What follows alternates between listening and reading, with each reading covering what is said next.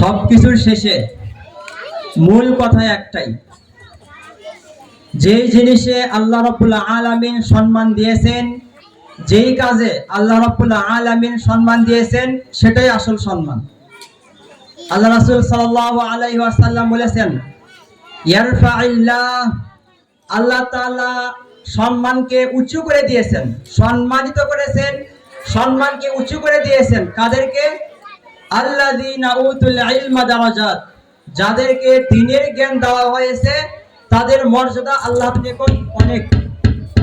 আরেকটা হাদিস আমরা সবাই জানি, খায়রুকুম মান তাআল্লামাল কুরআনা ওয়া আল্লামা, তোমাদের মধ্যে সর্বোত্তম ব্যক্তি সেই যে নিজে কোরআন শিখে দ্বীনি শিক্ষা অর্জন করে এবং অপরকে শিক্ষা দেয়। সর্বোত্তম ব্যক্তিকে যে শেখে এবং অপরকে শিক্ষা দেয়। দুনিয়াতে কাকে সম্মান করা হলো, কে প্রধান অতিথি হলো, কে কি হলো, এগুলো আমাদের দেখার বিষয় নাই। আল্লাহ রাব্বুল আলামিন আমাদের সম্মান কি করেছেন? উঁচু করে দিয়েছেন, আমাদের সম্মান বাড়িয়ে দিয়েছেন, আমাদেরকে সর্বোত্তম বলেছেন। যারা কোরআন শেখে, তোমরা কোরআন শেখো, তোমরা ইনশাআল্লাহ একদিন শিখাইবা। তার মানে যে মানুষগুলো কোরআনের ছাত্র এবং কোরআনের শিক্ষক, তারাই একমাত্র সম্মানিত।